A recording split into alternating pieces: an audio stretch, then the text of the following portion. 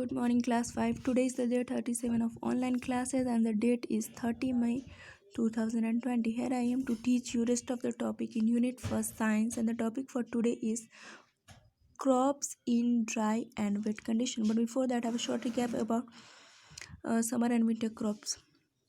इससे पहले कि हम लोग आज के टॉपिक की तरफ बढ़ें, हम लोगों ने जो प्रीवियस क्लास में पढ़ा है उसका एक शॉर्ट सा क्विक सा रिकैप हम लोग ले लेते हैं. ठीक है, तो हम लोगों ने क्रॉप्स के बारे में क्या पढ़ा था कि प्लांट्स जो हैं उनको बड़े पैमाने पर बड़ी मात्रा में किसी स्पेसिफिक एरिया में पर्टिकुलर सीजन में जो उगाते हैं उसको क्रॉप्स यानी फसल कहते हैं. अब अलग अलग प्लांट्स जो होते हैं उनको अलग अलग कंडीशन चाहिए होती है ग्रोथ के लिए, जैसे अलग टाइप का सॉइल, अलग तरह का मिनरल, अलग तरह का मॉइस्चर, अलग तरह का क्लाइमेट. ठीक है, कुछ प्लांट्स जो होते हैं उनको ढेर सारा पानी चाहिए होता है ग्रोथ करने के लिए, कुछ प्लांट्स को ड्राई कंडीशन चाहिए होता है ग्रो करने के लिए, कुछ प्लांट्स को ढेर सारी सूरज की रोशनी चाहिए होती है ग्रो करने के लिए, और कुछ प्लांट्स को बहुत सारा छाया चाहिए होता है ग्रो करने के लिए. अब बता रहा है जो फार्मर्स होते हैं, जो किसान होते हैं, वो क्या होते हैं, वो एक्सपर्ट हो जाते हैं इस मामले में कि प्लांट्स कौन सा प्लांट जो है किस क्या नेसेसरी कंडीशन है, क्या ज़रूरी कंडीशन है इनके ग्रोथ के लिए. ठीक है, उस हिसाब से वो अलग अलग सीजन में, अलग अलग सॉइल में अलग अलग तरीके के फसल को उगाते हैं. ठीक है, हम लोगों ने क्या पढ़ा था, समर क्रॉप और विंटर क्रॉप के बारे में, रबी क्रॉप और खरीफ क्रॉप. समर क्रॉप जो है उसको हम लोग खरीफ क्रॉप के नाम से भी जानते हैं, एग्जाम्पल बाजरा और राइस था.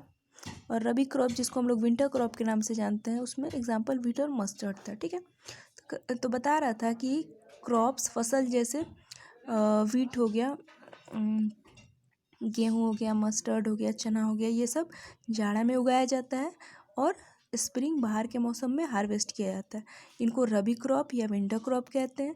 इनको उगाया जाता है नवंबर से और कटाई इनका अप्रैल तक होता है, मतलब इनका ड्यूरेशन नवंबर टू अप्रैल होता है.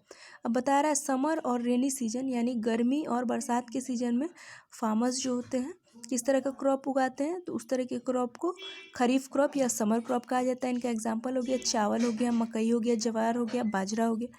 इनका ड्यूरेशन क्या है, जून से लेके अक्टूबर तक. ठीक है, क्योंकि ये समर और रेनी सीजन में ही सोन और हार्वेस्ट किए जाते हैं, मतलब बोए और काटे जाते हैं.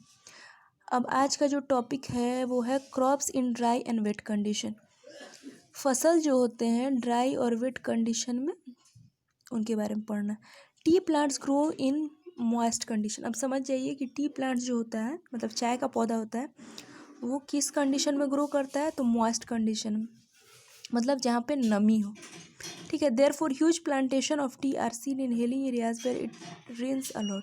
इसलिए बता रहा है कि हम लोग देखते होंगे, हम लोगों ने सुना होगा ना कि आसाम की चाय. ठीक है, तो बता रहा है कि चूँकि टी प्लांट जो होता है, चाय का पौधा होता है, उसको मॉइस्चर चाहिए, मॉइस्ट कंडीशन चाहिए, बहुत सारा नमी चाहिए ताकि वो ग्रो कर सके. इसलिए जो टी होता है, चाय होता है, उसकी खेती हम लोग देखते हैं कि जो हिली एरिया होता है, ठीक है, पहाड़ी टाइप का इलाका जो होता है वहाँ पे बारिश बहुत ज़्यादा होती है और उसी जगह पे क्या होता है, टी जो है, चाय जो है उगाया जाता है. अब देखिए फिगर में दिखा रहा है टी गार्डन.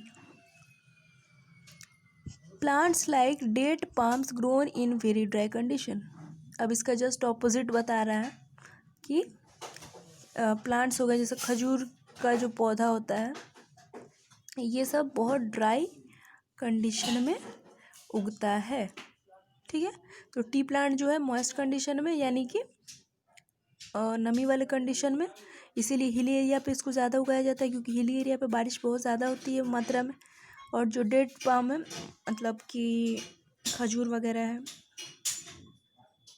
वो सब ड्राई कंडीशन में उगता है. चलिए अब यहाँ पे हम लोग को पढ़ना है types of soil for different crops. अब अलग अलग तरह के क्रॉप के लिए, अलग अलग तरह के फसलों के लिए अलग अलग तरह की जो सॉयल है उसको हम लोग देखते हैं. Different plants need different types of soil. Previous class में भी पढ़ाया जा चुका है कि डिफरेंट अलग अलग तरह के प्लांट्स जो होते हैं, अलग अलग तरह के पेड़ पौधे जो होते हैं उनको अलग अलग तरह की सॉयल की ज़रूरत होती है ग्रो करने के लिए. Rice needs clayey soil. Rice जो है उसके ग्रो के लिए क्लेई सॉयल, सॉयल का एक टाइप है, एक काइंड है, एक प्रकार है. ठीक है, तो राइस जो है वो एक क्वेश्चन अराइज होगा आप लोगों को कि which type of soil is needed for the growth of rice, तो आंसर होगा क्लेई सॉइल, ठीक है। Whereas wheat grows well in sandy and irrigated soil, बता रहा है कि राइस जो है उसको क्लेई सॉइल में उगता है अच्छे से, लेकिन वीट जो होता है, गेहूँ जो होता है, वो सैंडी थोड़ा सा बालूनुमा जो सॉइल रहता है उसमें उगता है। सोगम बोलते हैं ज्वार को एंड पर्ल मिलेट बोलते हैं बाजरा को, ठीक है। ज्वार बाजरा का नाम हम लोगों ने सुना है। ग्रोन इन सैंडी सॉइल, अब बता रहा है कि ज्वार और बाजरा जो होता है वो भी बालुई मिट्टी टाइप का जो एक टेक्सचर होता है मिट्टी का, उसमें उगता है अच्छे से। Coconut grows in sandy soil near the coast, अच्छा कोकोनट जो है, नारियल का पेड़ जो है वो भी सैंडी सॉइल में ही उगता है, लेकिन थोड़ा सा डिफरेंस वीट ज्वार और बाजरा से इसलिए क्योंकि ये कोस्ट जो होता है किसी भी समुद्र का, नदी का, वाटर बॉडी जो है उसके का जो कोस्ट होता है उसके आसपास जो सैंडी सॉइल होता है वहाँ पे ये उगता है। Cotton plants grow in black soil, cotton plant जो होते हैं वो किस सॉइल में उगते हैं, तो काली मिट्टी में। अब यहाँ पे 3-4 तरह का क्वेश्चन अराइज हो रहा है जो ऑब्जेक्टिव हो सकता है, उसको ध्यान में रखिए कि राइस जो है किस तरह के मिट्टी में उगता है, तो क्लेई सॉइल। वीट किस तरह के मिट्टी में उगता है, तो सैंडी और इरीगेटेड सॉइल। सोरगम और मिलेट, पर्ल मिलेट यानी ज्वार और बाजरा किस तरह के मिट्टी में उगता है, तो सैंडी सॉइल। और कोकोनट जो होता है वो भी सैंडी सॉइल में लेकिन नियर द कोस्ट। और कॉटन प्लांट जो है वो क्या चीज़ में होता है, तो ब्लैक सॉइल में होता है। चलिए यहाँ पे फिगर से बहुत अच्छा समझाया हुआ है। वीट इन सैंडी इरीगेटेड सॉइल, गेहूँ जो है वो सैंडी इरीगेटेड सॉइल में होता है। ज्वार जो होता है वो सैंडी सॉइल में होता है।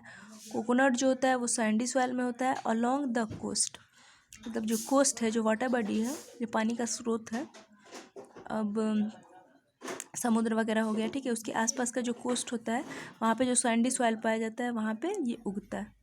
अब देखिए राइस का दिखा रहा है, राइस इन क्लेई सॉइल। कॉटन जो है वो क्या है, ब्लैक सॉइल। तो मेरे ख्याल से समझ में आ गया होगा कि कैसे अलग अलग तरह की मिट्टी जो होती है वो अलग अलग तरह के फसल को उगाने में हेल्पफुल होती है, ठीक है ना। अभी तक हम लोगों ने फसल के बारे में पढ़ा था, क्रॉप के बारे में, सीजन वाइज जो फसल उगता है उसके बारे में पढ़ा था, फिर condition wise dry and wet, ठीक है। अब हम लोगों ने टाइप ऑफ सॉइल के हिसाब से भी पढ़ लिया कि कितने तरह के क्रॉप होते हैं, ठीक है। तो हम लोगों ने क्रॉप का अभी तक 3 टाइप से पढ़ लिया, सीजन वाइज, कंडीशन वाइज और सॉइल वाइज, ठीक है। So students, that is it for today. Tomorrow I'll be back with a new topic and the topic will be growing vegetables. Till then, stay home, stay safe. That's all. Thank you.